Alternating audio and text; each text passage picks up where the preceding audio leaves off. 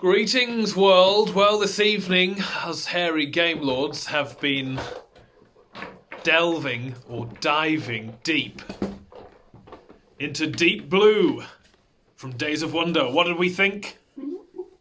Find out.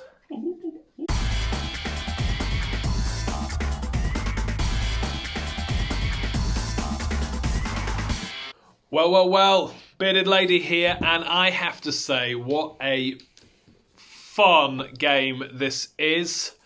3 of us played it tonight, and because this game is for 2 to 5 players, there was an awful lot of treasure to be found when we went on the dives.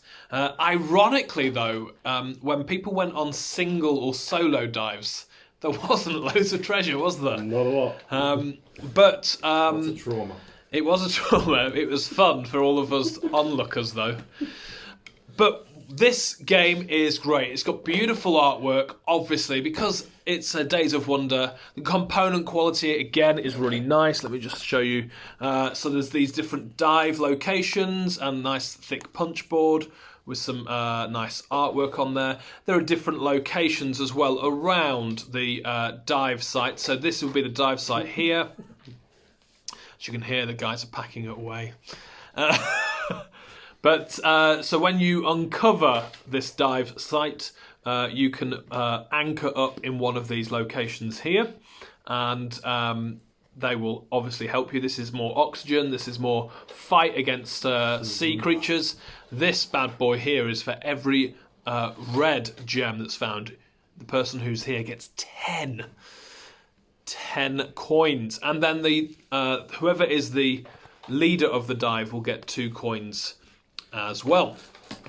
Before you dive, you can recruit people. So as you can see here on your player mats, you have the options there to do 4 different goes or 4 actions. You can choose one of those actions. So you can recruit people it costs you money to recruit by spending a card. And it's very wise to recruit lots of helpful crewmates. You can dive. You can move your boat, and you can bunk. So you can rest, and you can therefore get 3 cards. Now, I really like this technique. So basically, every card that you use in a dive is going to be discarded. And instead of when you're resting, you get back all your cards, you shuffle those cards that are in your discard pile in the bunk, and then you deal yourself 3. So you're not getting back all of your cards straight away, you are resting and only getting 3 back. So I really like that element to it as well. These are some of the people that you might be able to recruit. This lady here, she's called Julie, but I really think that she should have been called Barbara or Babs, because she looks like Barbara Windsor. And she will help you with oxygen if that is needed. But I'm going to let somebody else explain about the dive in a minute, whilst I make a lot of noise rattling whilst they're talking. But for me, really enjoyed the game.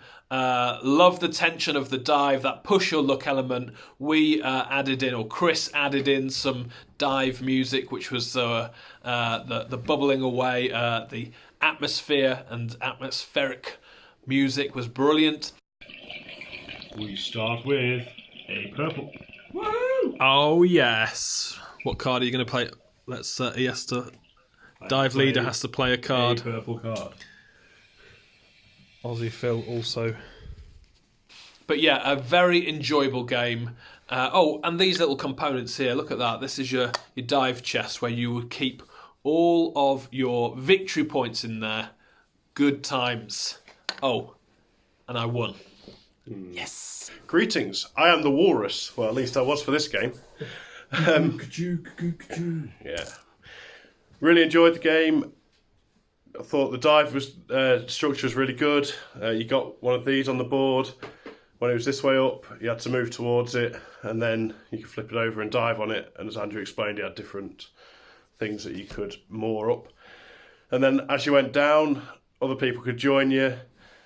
And then we went through with the Sac Magique, and in there's different gems, and as you pulled out these little beauties, then you scored points based on what your team was.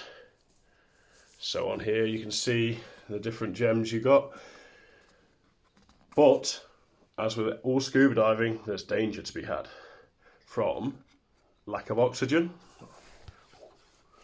and sea monsters. We like the sea monsters.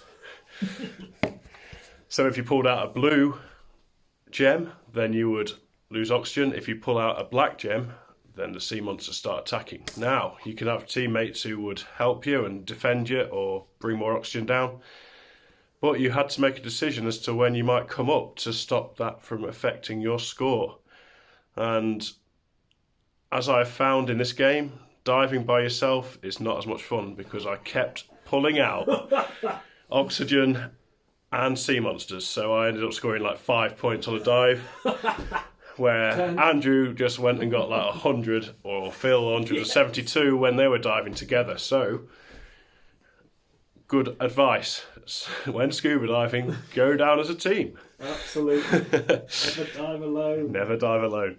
But yeah, in all, the game really good, and I enjoyed the dynamics of it.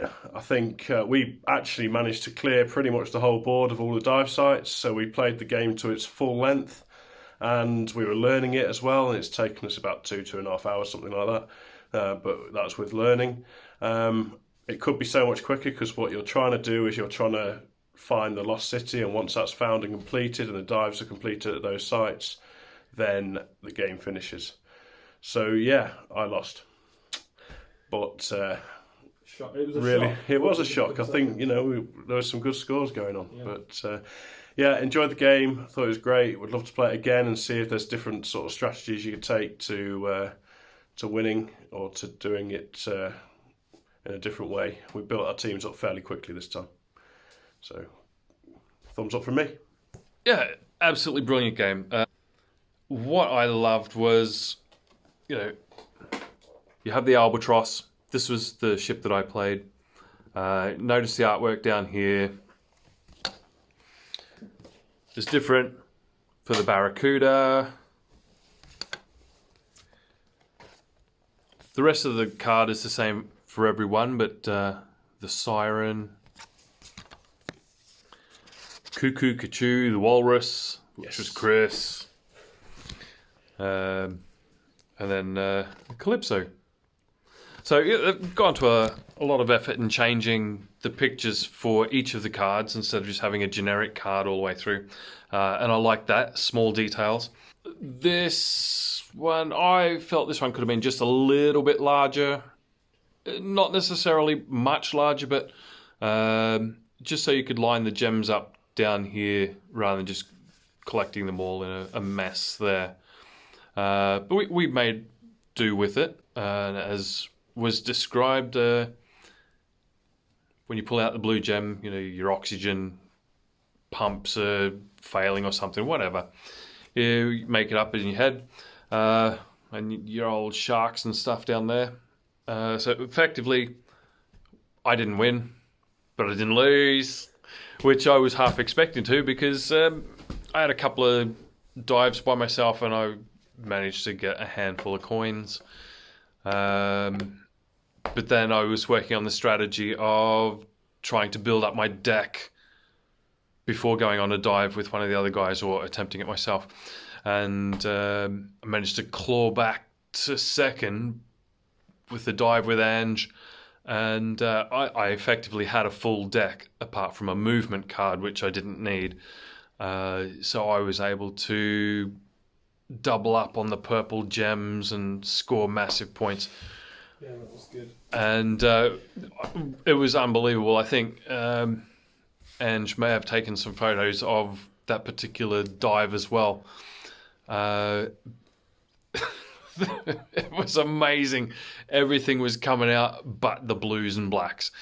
I only had one oxygen helper, so once I'd used him up, I was starting to push my luck and just went, nah, that's it, and walked away with 178 points. It was awesome. after a couple where I had 5, 10 points.